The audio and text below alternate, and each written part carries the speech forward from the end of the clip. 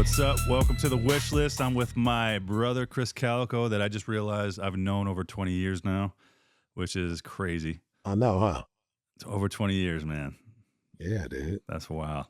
And this is where So, it gets cut off. I meant to tell you that. It's in your email. Like, this will be our last combo. So it's 20 years and we're done.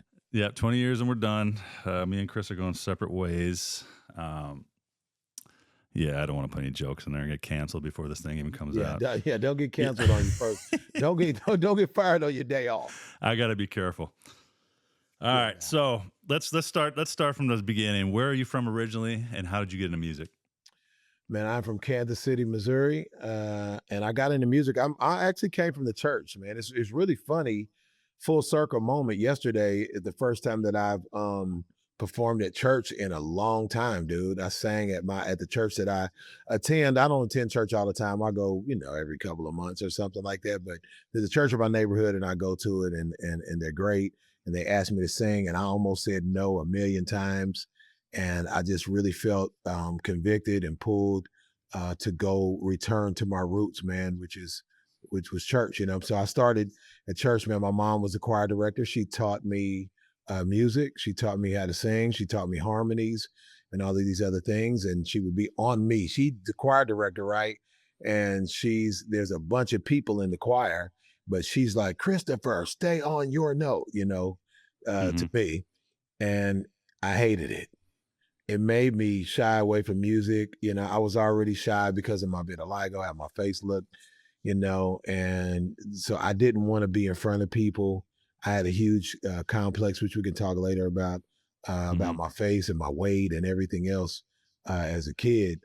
Weirdly enough, it ended up being my superpower. And her teaching me music, led me to well, let me tell you this other part of the story led into I had this girlfriend that I was with for like 3 years, and she broke up with me.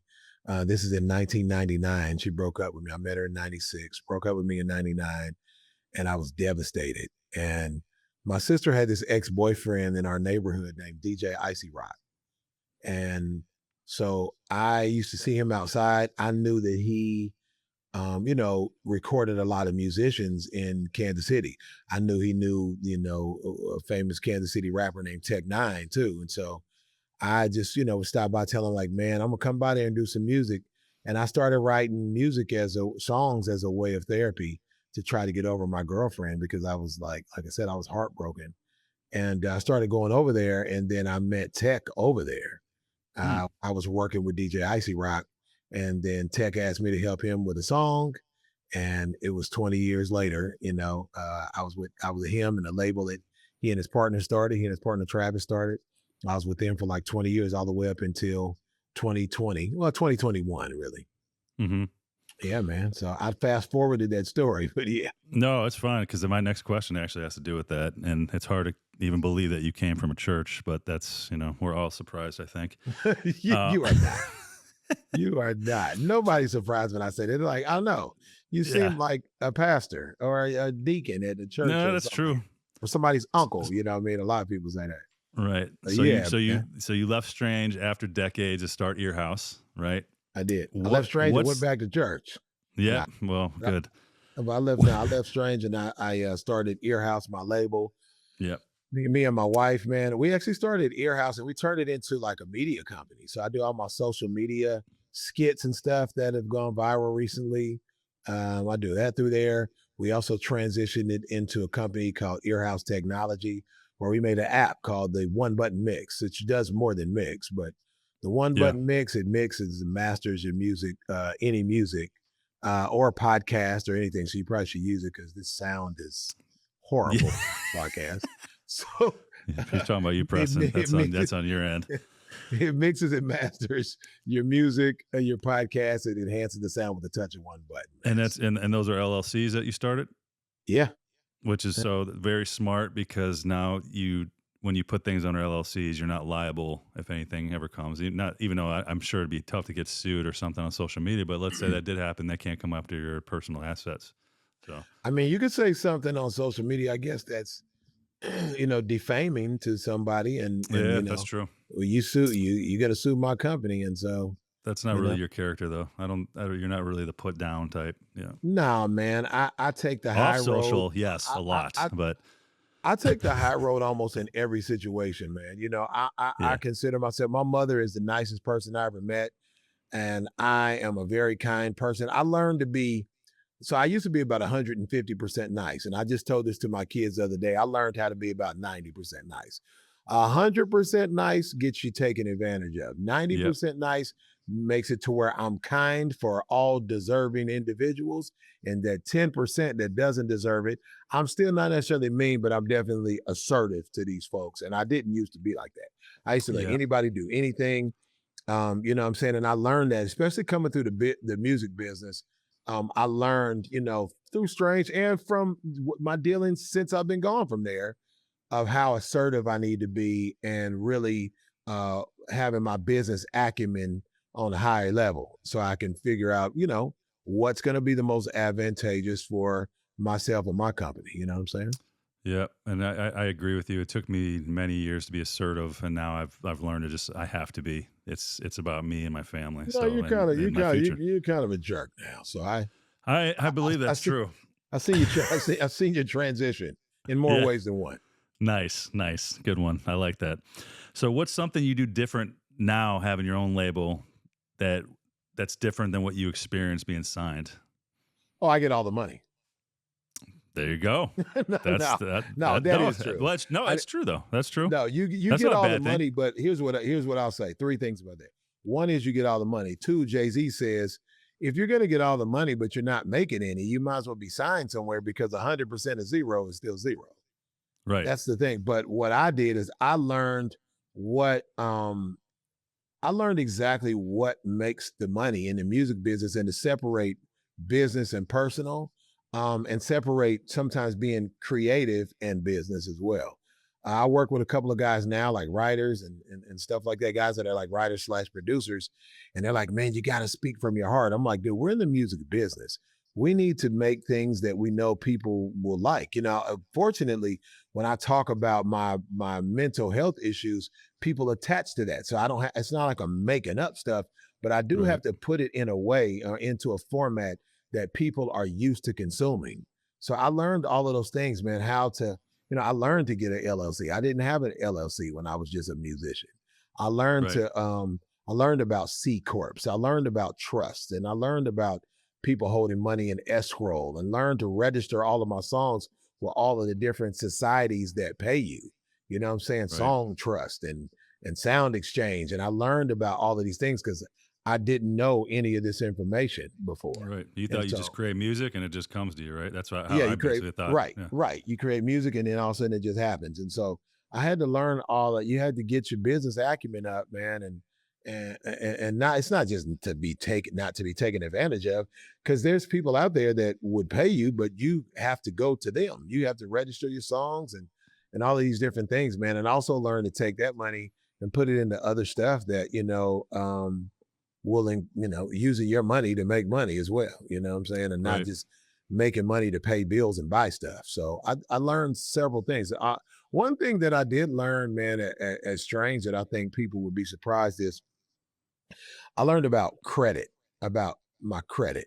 I had like a 500 credit score, and the CEO of the like we had like 800 plus, and he did teach me, man, about different tactics and how to get your credit up, legal tactics, of course, Yeah. how to get your credit up and get your credit score up and be able to use other people's money, like Warren Buffett says, OPM, to be able to make money for yourself. So I'm actually doing that right now. What's one tip of how you did that? How do you just raise your credit? There was a certain way that you made your payments. You know what I'm saying? You make your payments. I forgot exactly what it is, but my credit's up now, and I did that years ago. But I made Yeah. my payments. I like doubled or tripled up at certain times, making Ah, credit card payments to make that credit score go up. You actually have to also make purchases with it. I was always like, man, I don't want a credit card. I don't want to be owing people. And I always heard my mom, say, we got to pay this debt off and pay this credit instead of getting your credit score up and using debt as cash. You know what I'm saying? right. Using debt as cash, which I saw rich folks doing, or people that were more well off than me.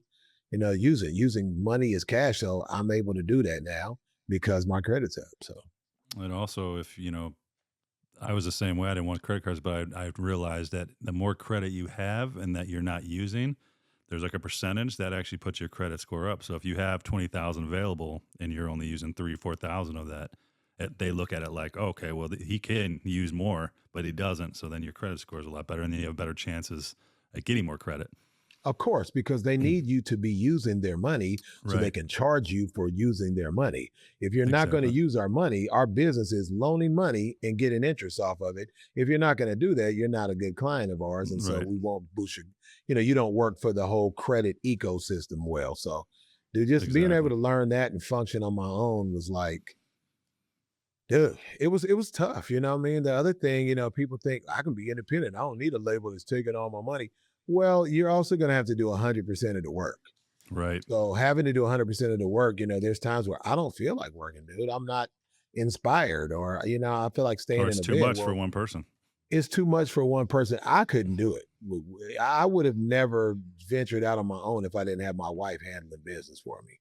Yeah. She handles all of the clerical stuff, dude. Literally, she's the booking agent. She's the travel agent. You know what I'm saying? She sings background on all the records. She sings background on stage. Her and another girl named Delenia Janelle, they sing background on stage. Dude, she works way more than me, Yeah. which is good because if I had to do all this, it would have fallen immediately. But I knew that. I knew that going in. I knew that when I was going to step away before I decided before I made that final decision, I hollered at my wife and was like, "Hey, I'm going to step away and I want you to manage me." She's like, "Oh, no, no, no, no. I'm not doing Shout out that." I'm like, Crystal. "Yeah, yes, you are." You know what I mean? So shout out to Yeah. Crystal, Yeah. what I'm saying, for No, Crystal's amazing, taking man. taking on all of this responsibility to work with me. And even days where I'm like, this isn't working. I don't want to get out of bed, being like, no, get out of bed. I already cooked breakfast. Come on down. I got this ready for you and all of that, and here's what we got lined up. So you need somebody like that in your corner. You should have a team, even if it's just a team of two Yeah, before no, you. she's amazing. I feel sorry for her that she has to deal with you, but I do that's too. neither there. I do too, dude. It's not like I'm the model, person. I think that I'm a creative. I'm good to work with, dude, because I do have some sense and I have a moderate amount of intelligence, you know what I'm saying, to work with. And I have decent business acumen too. So, you know. Well, and it's funny. When me and my wife were walking yesterday, and I said I thanked her, and I said, I'm and apologized at the same time that you have to deal with me. I said I know it has to be tough to deal with someone with anxiety, especially I find myself talking about it a lot. Like I'm sitting there telling her, "Oh, I'm feeling like this," or "I'm doing this," and I'm like, for somebody who doesn't deal with it as much, it's got to be tough to hear about it. And it's like I think sometimes we come off as self-centered, and like it's almost Yeah. like we have to be about ourselves, but it's not our decision to be that way. It's like we have to, sometimes we have to even put that out there and talk about it to feel better about it. Do you agree? I do, man. I feel like I had to stop being a victim. I Yeah. felt like I was a victim of everything that I, talk about. And another thing I had to stop doing was I was really rehearsing it. Oh, I feel like this and I feel like that. Instead of Hmm. saying, my partner Sully, man, no matter what's going on, when I talk to him, I'm like, "What's up, dude?" And he's like, "Every day's a good day." He says it. I'm like, "Is every day a good day?" He's like, "Well, I just tell myself that and then it becomes a good day." He's like, so it just reminded me of something that I heard about rehearsing and telling your trillions of cells, commanding them to do certain things. Yes, it's a true thing. We go through anxiety and it may be a physiological thing, but being able to say, "Hey, every day's a good day," it's like redirecting Yeah. you at a cellular level, redirecting all of those cells to be like, "No, no, no, we're doing better. We're improving." And we And then tend to, finding some supplements to be able to help you actually make yeah. that a reality, and not just being optimistic. Yeah. Me and Chris talk about supplements and peptides and all that stuff because we're always looking for something that's going to better us. Right.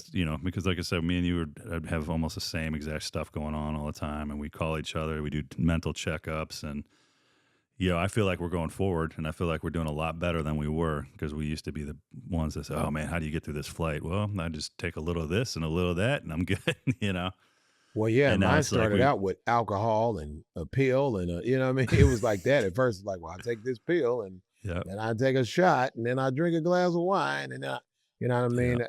As you and it continue was to just a mature band-aid. and yeah, you couldn't keep doing. I couldn't keep doing that, so I found supplements that Yeah, you know that like that boost my GABA and you know stuff like that, man. And then other coping mechanisms, man, that I even talk about when I do these keynote concerts that I do. I do these keynote concerts, man, and I talk about how I got through how I get through, not even got through, how I get through all of this mental anguish that I experience on a regular basis. But it's been amazing, man. I really, you know, I don't know what everybody is that will be watching this faith based is, but you know, man, I have struggled in my faith and you know, I believe that God has been, and God I think is an unfathomable thing as well, hmm, not just some cloud daddy, the sky daddy, as they said, that's just up in the sky, like, oh, and let me bless you and give you your wishes. I think this is an unfathomable energy that also exists in you, and I had to really tap into that. yeah, I had to really tap into it and allow it to bless me, allow it to make me stand up and not be a victim, stand up and find these coping mechanisms so that I'm okay. Because otherwise, I was ready to give up and check up out of here. You know what I'm saying? yeah, A few years ago, man, and and give up all of the time. And I've been trying to lose weight since I was 9 years old. You know, I've been yeah, trying to be turn this corner in music. You know, I've had a lot of gold and platinum plaques. You know, there's a lot of them on these walls, but I never felt like I got where I wanted to get to in music. And so I just keep trying, man. And the God in me stands up and keeps going even when I don't feel like doing it. And that's thanks to my wife, wrapping it back around to what you said. hmm, That's also thanks to my wife, man, because they not only put up with us, but they also are encouraging. I would imagine your wife is encouraging to you. You know what I mean? Otherwise, because a woman will make or break you. yeah, You know, probably choosing a mate is one of, if not the most important decision you'll ever make in your life. So yeah, because that's the I would person that you're imagine around that all the time. Yeah, with the similarities of what you and I go through with anxiety, with weight, with you know, health issues, I would imagine that your wife is amazing with, you yeah, know, encouraging supportive. you. Yeah, And I have to imagine your wife because I haven't ever seen her. Even though I've been to your house a couple of times. You know, we've even gone yeah. out to eat. He thinks I have a pretend wife. So I mean, it's nice to I hear. came to Nashville literally about 2 months ago, maybe not even 2 months, about a month and a half ago. We ate and I still didn't see her. I'm not. That was too I'm late for her. imagining We, that your wife is yeah, like this because I have to imagine that you have. yeah. One day I think you'll get to meet her. We'll see. All right, so you didn't. So Let's get right the thing I past most that yeah, we're gonna because the she thing I doesn't most exist. But yeah go ahead. the thing I most commend about you, man, is you don't hide your struggles. You've turned them into songs. When did you decide that like pain isn't something to hide? Because like when I was younger, I was embarrassed. I was like anxiety or whatever. I felt like it was a disease. You tell people that and they think there's something wrong with you. When did you decide that pain isn't something to hide? Basically, what I asked you. Because everybody has it. Hmm. There's not one person that doesn't have it, and we're all connected, man. I believe that the entire planet is connected. I even try to stop killing bugs. I still, in fact, I killed one last night, but for the most part, I really try to not destroy. You know what I'm saying? That's you know, unless I have to. But I felt like we all have that in common, and it didn't make sense to hide it because it would make me actually more relatable if I showed my pain because it Hmm. would make people feel like, oh, well, he shows his stuff. Oh, he battles with looking different or he battles with weight. You know what I'm saying? So maybe I don't have to hide mine like this. You know what I'm saying? Man, I don't have to Yeah. hide my problems, and so, yeah, it felt like it made me more. I feel like it made me more relatable when I first was doing music and stuff. So, plus, you know, I can't act like I just came up with that. When I was with Tech Nine, man, he did it, and I saw how people connected to him talking about him even wanting to unalive himself and stuff like that. And I was like, Yeah. wow, they really connect. And I feel like this and I have struggled. So let me follow suit there and do that same thing, man. So I saw it. I was inspired by him moving like that. And so I started doing it too. And people connected to both of us in that same way. The thing that I would hear at all meet and greets the most Yeah. is, I think I heard the most was, I was gonna unalive myself before I started listening to your music. As a matter of fact, somebody told me a story one time where they was like, they were in the process of unaliving Hmm. themselves, and they said that their phone was on the counter and they hadn't pushed play, they hadn't gone into the Apple Music app or nothing, and my song just started playing on their phone.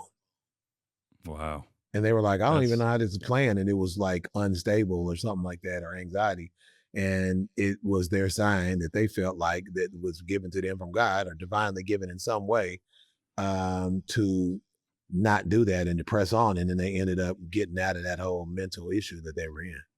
and that So, just shows the power of like what artists really do. You as an artist, you save that person's life, you know, man, and I which and is I amazing. when I hear that, I'm like, "Dang, that's what I'm supposed to be doing." So, Yeah. I just, continue to do it, man, I feel like I'm a servant on this planet, and that's what I'm supposed to do, and so I just continue to do what I feel I'm, ordained to do, Yeah. which is It's which is like, help it's people. almost like Jesus. Our pain is healing others, Yeah, for you know? sure. So even though I'm not Come comparing on us with to the Jesus. Jesus So talk. Let's go. yeah. So dealing with anxiety and everything, and we talk about it all the time. Do you think your mind is your super? And you kind of already said this before, but do you think your mind is your superpower or your biggest obstacle? Yeah, I'd say that it's both. It's definitely been both, dude. Right. It's definitely been both. Creatively is my superpower. Coming up with things, even including my mind is scouring stuff that I'm looking at to find answers to help myself. So this is a form of creation as well. Is been a superpower, and then it's also been my kryptonite because I'm an overthinker. When you have anxiety, it's like I don't know what it is, man. It's like an evil of anxiety that makes you overthink and procrastinate and all of that stuff. And I think it's closely related to ADD too. You know what I'm saying, or ADHD, or whatever you want to call it. Yeah.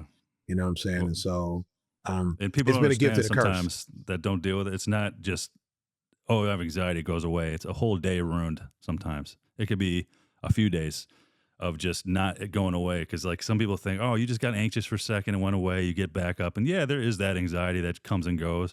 But I think a lot of like what me and you deal with, it's like, oh, whole day is gone because whatever happened is like just leading into the next thing. So, Yeah, man, for sure. Absolutely it does. And it'll ruin my day to where I have to go. I've gone back to bed.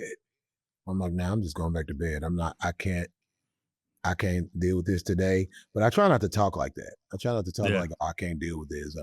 Yada yada yada. I also didn't want to just be a guy that's just like I just try to push through everything.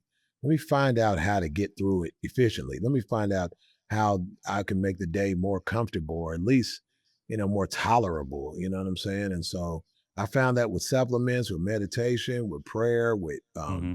working out, you know what I'm saying? Although, I go to the gym and I start, I know people probably gonna see this like working out. What do you mean, dude? Look at you.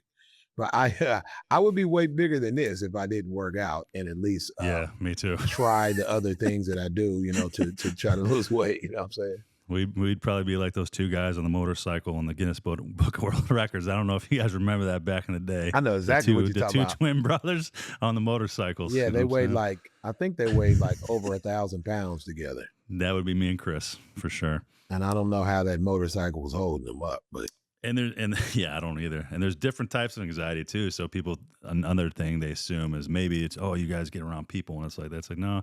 I think me and you kind of have the same. It's more of a medical anxiety where we feel like we're gonna die. We start looking at our, heart rates and I did it this dizziness morning. and all that stuff. Exactly. So that's the type of ones we go through, which I feel like I don't know what other people go through, but I feel like that's probably the worst because some people can just panic and they're like, oh, I just don't like the feeling. But me and Chris literally think we're dying.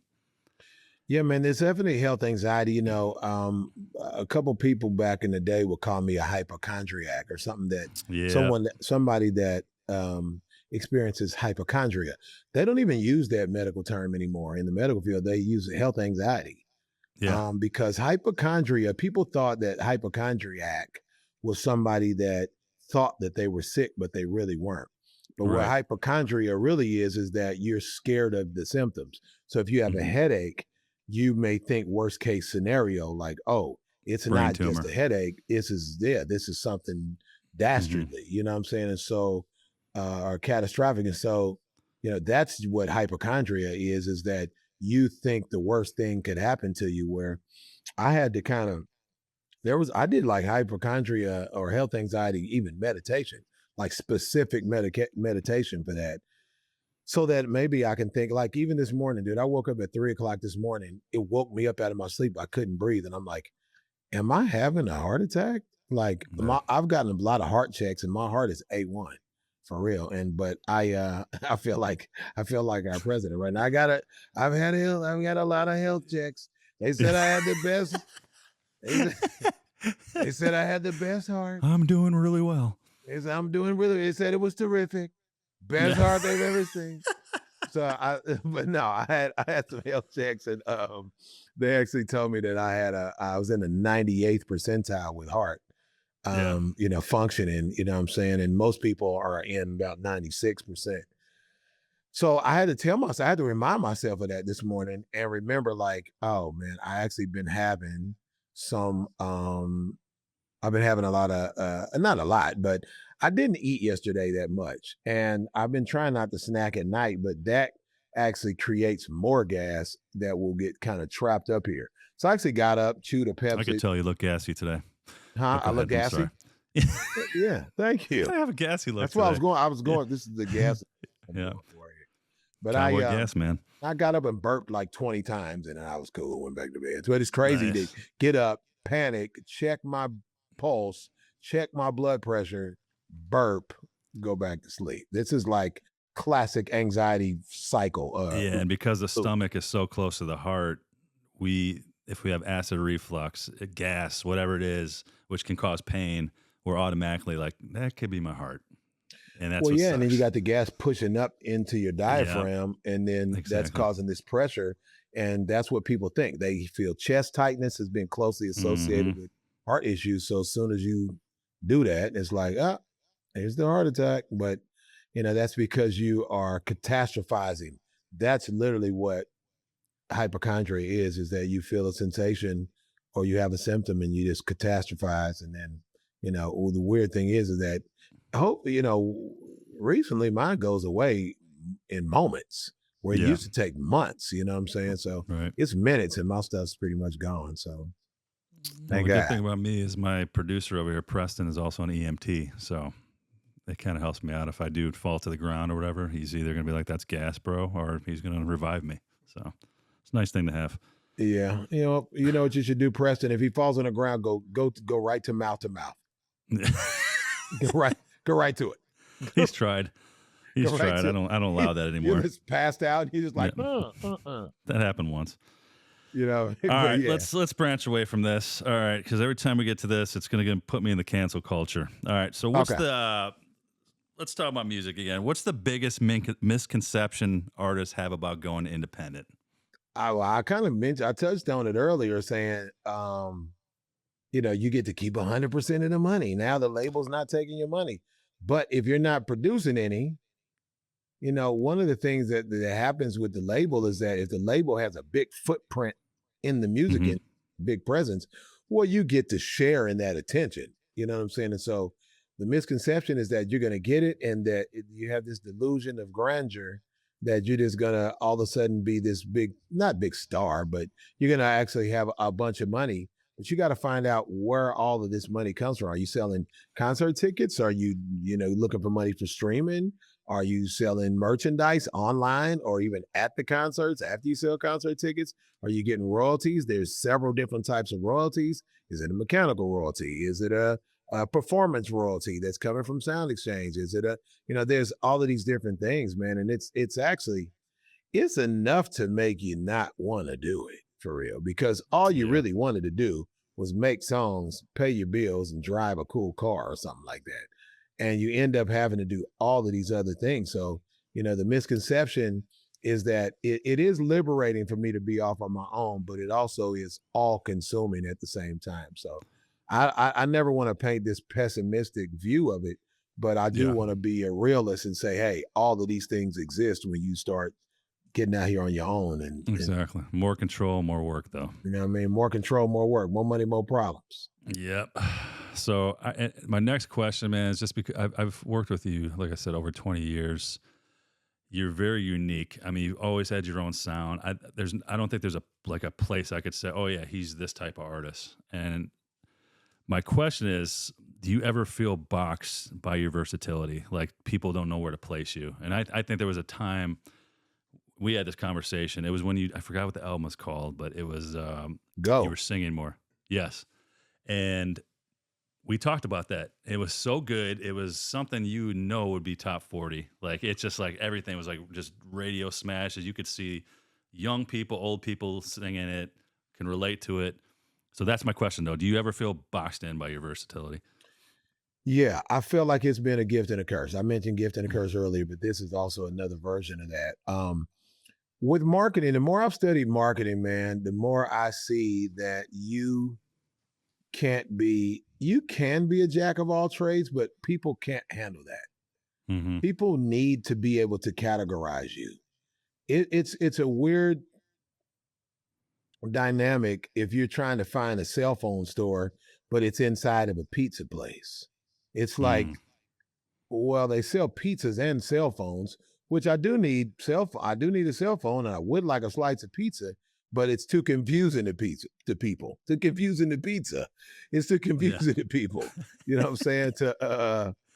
To look at you in all these different ways. You know what I mean? Even with me rebranding with the country theme, which I did years ago, people are like, oh, here he is getting on the Shabuzi train, even though they don't know that I did my first country song called WANS. We as an acronym, we all need sex, country song in 2013. You know what I mean? I started doing writing country music in 2013, Yeah. and I did a album called The Hoodbillies, with my dude Colt Ford in 2023.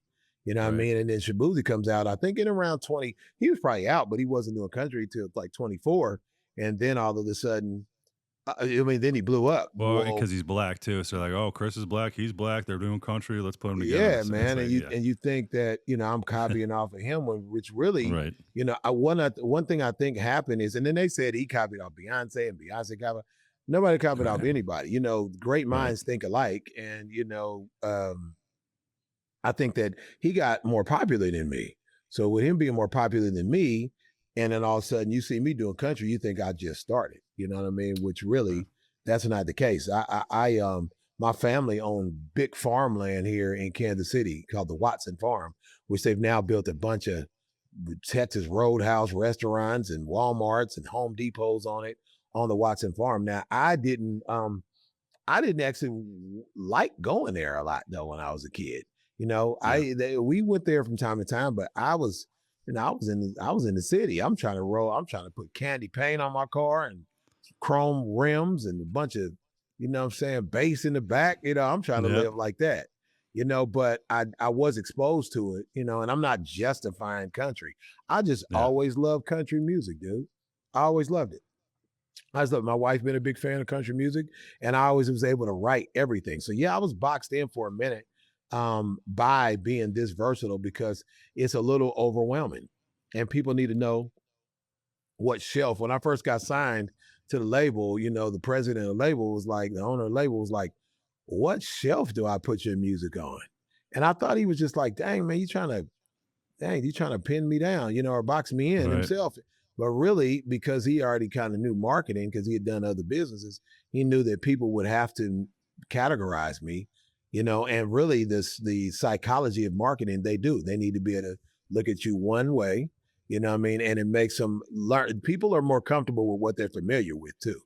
So if that Right. looks like something that I'm familiar with, oh, okay, I might be able to get behind that a little easier. So I've been rebranding for years, and you know, some people like it, some don't. And then the good thing is that with me going viral so much with my content recently, it's exposing me to a lot of new people who never knew Right. who I was in the first place. So I've gained hundreds of thousands of new fans now, you know, because of the comedy content that my wife and I have done, and Hmm. this is leading people to my music because people are like, what's all those plaques? I always know when I got a new fan when I look in the comments and they're like, dude's got white eyeshadow on. I'm like, for one, what dude that doesn't seem, I'm gonna be honest, and this is not for cancel culture to mess with us or anything, but what dude that seems like a heterosexual man is putting on eyeshadow and white eyeshadow? And if they did, this is the messiest eyeshadow job I would have ever seen because it's patches and stuff. You know what I'm saying? So it's like, what? Who would do this like this? But I also understand that the majority of people, you know, I'll say it like this: common sense is not common to everyone, No, it's and not. so I understand that. And so my job is to put them up on game, educate them on who I am or why I have white patches of skin on my about vitiligo, the skin disorder that I have, or you know why I have all of these plaques on the wall. Like, who is this dude? And when Right. their interest is, you know, when we awake their interest, you know what I'm saying? Then there's an opportunity there. So I take the opportunity and click the link in my bio. You dumb Yeah. such and such. Dude, believe me, I can't even stand most people. It's So, just, man, you know, a couple of traumatic things or a couple of bad apples, man. You know, one they say yeah, one bad apple spoils the bunch. When you've heard, you know, stupid stuff a few times, it tends to make you feel like, you know, I really lean towards common sense, man, and it's not common. Common sense is not necessarily common, but I had to learn yeah. that I'm an anomaly, and so I need to be patient and stuff with it, you know, with the people that don't have common sense. If anything, I think it's a great thing because it brings attention to you as well. Because by people talking and asking questions too, it's going to make you go more viral because of It all the does. comments and people answering like, "Oh, that's Chris Kaliko. He does this. He's got this many Well, records." And yeah. The yeah, beautiful thing is that I have fans that love me that will go to bat for me, and they're like, "Dude, you don't know who that is?" And this is right. why they'll send them links to my music or links to the vitiligo description on Google, or you know what I mean. Or I'm sure So, threaten them, huh? and I'm sure they'll threaten them like, "Man, you say that shit Oh, again, I'm coming over there." they do, or they'll You don't threaten talk them, about which I Chris don't like want that. nobody to do. You Yeah. don't have to do that on my accord, man. I just put them up on my music, man, and or buy them a ticket to a concert, buy them a T-shirt, and send it to them or Yeah. something. But it's nice to have those type of fans sometimes because I remember I did a post about a dude in my email who, for some reason, didn't figure out how to download the beats that I sold him. So he threatened to kill me or told me to kill myself. And I remember my dad was dying of cancer at the time. He said, "I hope your dad died." Said all this shit in the email. And I put that online just to say, hey, you know, sometimes this is what we deal with as entrepreneurs. And dude, a lot of people have my back, like, well, send me his information. I'm going over there right now. Like it's nice to have people have your back though, even though I don't, you know, I'm not condoning to go hurt somebody, but you know, Yeah, nah, man, you don't want to do that for one. You know, we want to always hold human life in high regard, but yeah, also, you know, you'd also don't want to be involved in a conspiracy right, to hurt exactly, somebody. So yeah, but man, I appreciate it, dude. I love the love and love the yeah, opportunity to be able to put people up on who Chris Calico is. You know. yeah. So all right, now we're gonna flip to you were nice enough to come and be a judge on a new show that I'm in the middle of editing called The Hit Kitchen. Yeah, man. Producer show. You know, we had ingredients that the producers had to cook up with. So I'm going to ask you a question about that. What three ingredients do you think most people need to succeed? Or what are the top three, I would say? In life and music, making beats, like what do you mean? Let's put it in music. Let's do music. Easy. The easy peasy, and people may not know this, wish you should appreciate this as a producer.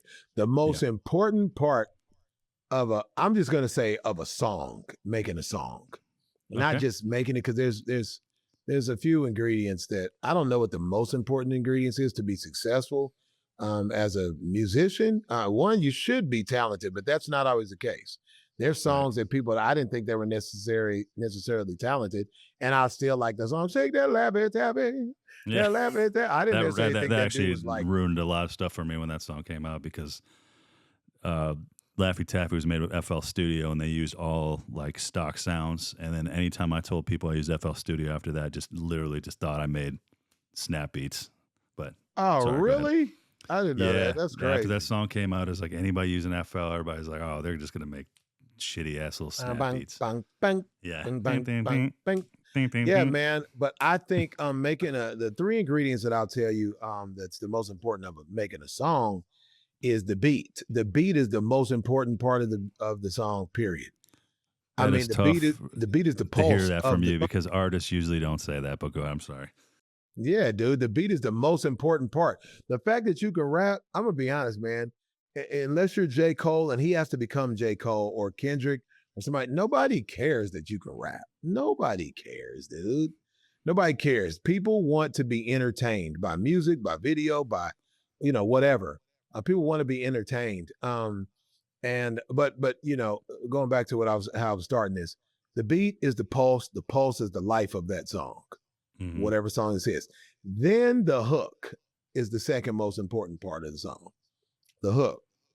I believe that the hook should actually get more of a percentage of the if you have several writers on a song or a Hmm. couple of producers, I think the beat should get 50% like it does, but I think the hook should get a big hunk of that song because with no hook, you don't have a song, typically.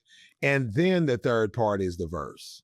The third part is the verse. So the fact that you can rap being the third most important part of the three, that means like you don't really even have to be able to rap great. You do need to be talented enough to put that song together or at least smart enough to have people help you put that song together that know what they're doing. You know what I'm saying? Yeah. Beat, chorus, then beat, chorus, then verse in that I agree order. with you, and it's great to hear you say that because, like I said, a lot of artists kind of say, "Well, yeah, if the beat wouldn't be that if I didn't add my flavor to it," and I do agree to some certain point that an artist can bring out that beat a lot more and make it like even you like your hooks. I think bring out beats more. You know what I mean? So I don't think a Yeah. beat can stand on its own as far as a song. Maybe sometimes an EDM, but I do agree with you. I think you have to have a good beat, and like you said, you well, I don't want to talk about rappers, but In the genres of music that I write, you yeah, do need vocals. You're gonna have to have lyrics yeah, and yeah, vocals on it. You can't just sell beats in that world. In the EDM, like you said, in the EDM world, it's just the instrumentation. But unless it's electronic music, or jazz, you know what I'm saying, or something, you have to teamwork makes the dream work, dude. You have to have all these components. But with rap, with country, with rock, all the genres that I exist in, their beat is the most important, and then you throw that hook on it, and then you throw the verses on it, and then you got the complete sandwich there. You got the perfect right. sandwich. You know what I'm saying? Damn, I'm kind of hungry right now, dude. A Yeah, good sandwich sounds really good right a now. good sandwich. We'll cook up Yeah. some of them beats. There's a start. There's a start to your As sandwich. long as there's no nitrates in the lunch meat. What do you stand for that you refuse to compromise no matter what as a person? Doesn't matter if it's an artist or just you. Um, I want to be fair, man. Life's not fair, and especially the music industry is not fair typically. It has just now kind of swayed in the favor of the artist. It was Yeah. never in the favor of the artist before. The objective for a label is to definitely exploit the artist. People look at that word exploit bad, but they're supposed to do that. They're supposed to use you to make money. They are making an investment, and because people that make investments feel like the money is the most important thing, which it is. Money makes the world go around. To tell you the truth, it Right. probably is, and so they're going to consider that number one. But I want to at least even the playing field. The playing field has to be. Let me tell you like this. I just thought of it. Things have to be mutually beneficial for me to be involved. It Yeah. cannot be one sided. It cannot be lopsided. It has to be mutually beneficial for me to be involved. I guess sometimes it could be lopsided if my piece of the pie is significant, but that's probably the biggest thing that I stand on is that things have to be mutually beneficial. I'd say being signed to a label, things are going to feel lopsided to an artist, but it is still a mutually beneficial thing to be signed to a label. Even if you got a small piece and they get the bigger piece, they are making the investment, so rightfully so. But I definitely want things to be mutually beneficial, and that's in a personal relationship, that's in business, that's in whatever. And I'm as T Pain says, I'll die on this hill. I'm down that hill. Yeah, it's that's another thing. It took me a long time to realize I was doing more for everybody else that they were than they were doing for me, and I always felt like, damn, I'm actually the only one putting in work here and not getting the other side. So Yeah. I'm with you now, man. I do the same thing. It's got to be mutually beneficial, and I appreciate you for that because I know even you coming out to do the Hit Kitchen or this, it's like, not to say you don't want to do this, but the Hit Kitchen, I know you didn't want to fly out to do that show, but you did because of me. You know what I mean? And that's why I appreciate you. But I know if it was somebody else, you'd be like, nah, dude, I'm not coming out I there to do that show. definitely would have. Unless I you're going to definitely throw me would some have money. ghosted that. I would have ghosted Yeah. them. But Oh, I know. the thing about it is, and people, every guest you won't have on there that you have on here, you won't necessarily have the relationship that you and I have. Right. It's still mutually beneficial because even though I flew out there and did that, I can call you and you'll come do the same type of thing for me. Exactly. You know what I'm saying? We show up for each other. We've shown up for each other in friendship, in business, Mhm. several things, man. So this is a mutually beneficial relationship that I have Right. with you. And for real, man, when I don't have this kind of relationship with people, even in my business or in my friendship, they don't typically see me that much Right. because I only have so much in this social battery, and it gets depleted. And when it's depleted, it's hard for me to, it's hard. I don't show up. I'm gonna be honest. I typically retreat, and Yeah. people only get Crystal. You know what I'm saying? Yeah. They Yeah. only get talk to her, and it's not because I think I'm a big head. Some people are like, "Man, I don't talk to him no more. He went Hollywood." No, it's because I was not that relationship wasn't necessarily serving me as well as you. So Yeah. I can't Or continue to just mentally, serve you. sometimes we just can't be there. Yeah, man. Even though I'm a servant to this planet, that doesn't No, mean for me to serve, serve, serve, serve, serve, and never receive. You know what I'm saying? It needs to be, it needs to be a reciprocal relationship.